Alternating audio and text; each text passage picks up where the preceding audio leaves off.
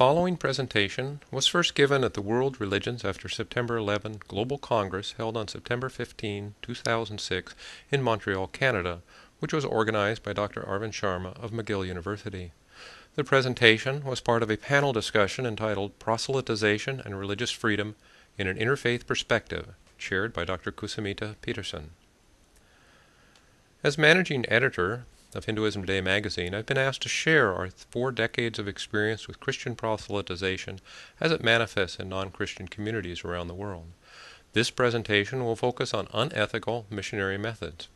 Unfortunately, such methods are commonplace. We'll begin with a clip from a video produced by the Evangelical Lutheran Church in America entitled The World of Islam. This video deals with evangelization of Muslims in Africa and contains this short statement of missionary methods. Today, there are tremendous opportunities for Christians to reach out to Muslims in love. Millions are currently displaced because of war or famine. In many parts of the Islamic world, literacy rates are exceptionally low. In other places, doctors are few and medicines are scarce. Humanitarian aid and relief work are always in demand and usually well received. There are also radio and correspondence courses, the Jesus Movie, literature distribution, and friendship evangelism, which are all valuable ways through which Muslims come to Christ.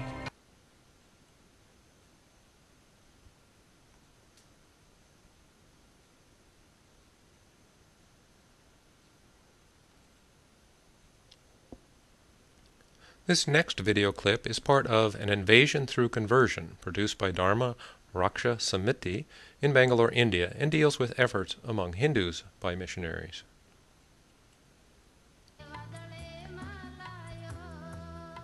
But what are the means they have adopted to do so? The missionaries first enter the villages in the guise of social work, offer jobs to pre-identified persons from local caste or community.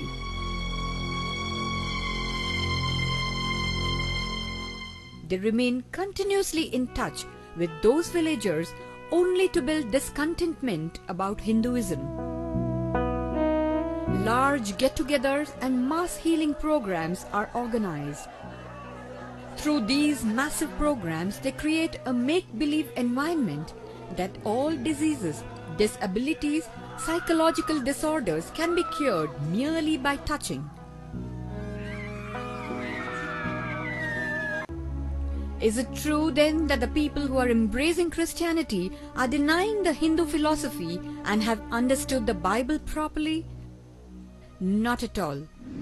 These conversions are neither intellectual nor spiritual.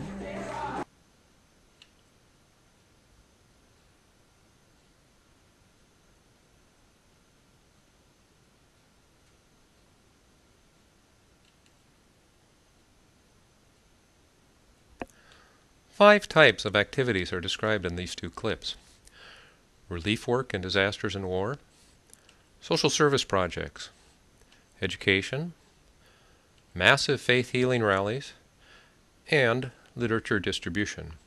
We will proceed through these 5, giving examples of what is done. The first area to discuss is relief work as a result of disaster. Most recently, we have the example of the 2004 tsunami, which orphaned this young boy. A number of Christian groups marshaled their forces to proselytize among the victims.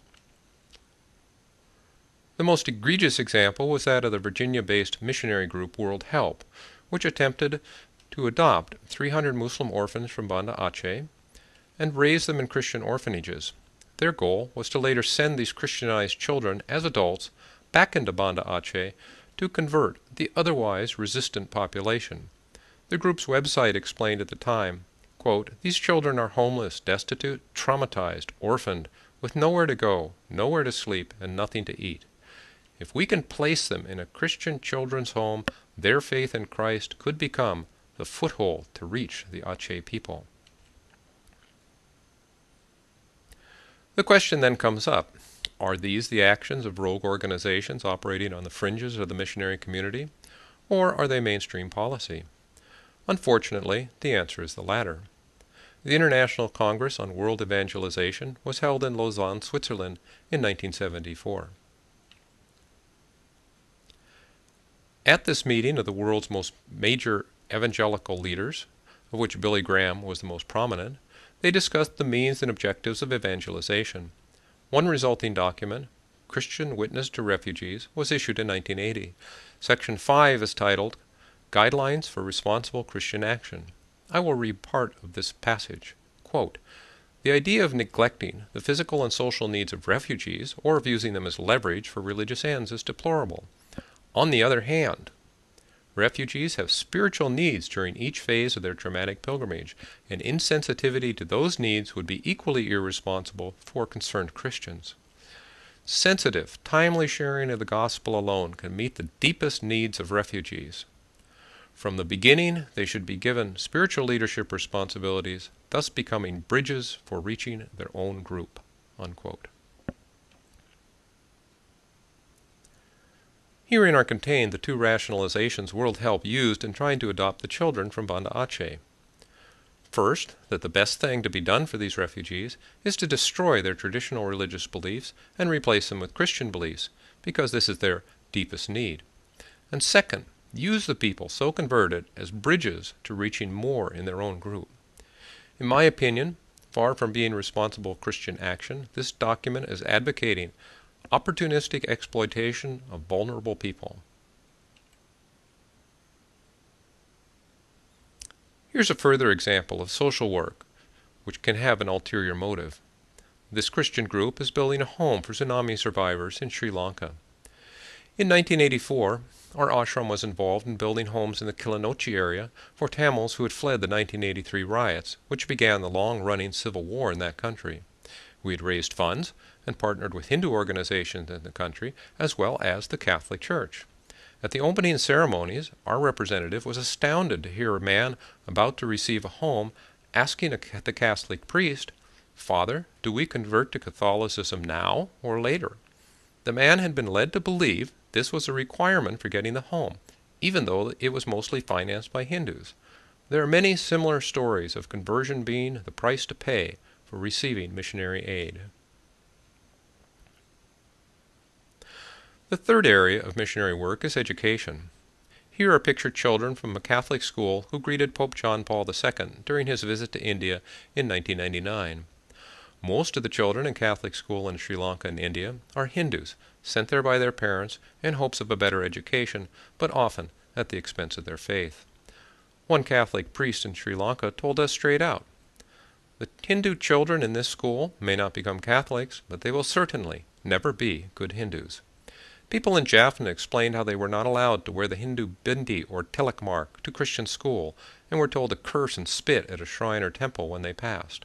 Just this September, a Catholic school in Maharashtra, India, scheduled exams to coincide with the Ganesha Chaturthi festival in an attempt to disrupt their Hindu students' observances.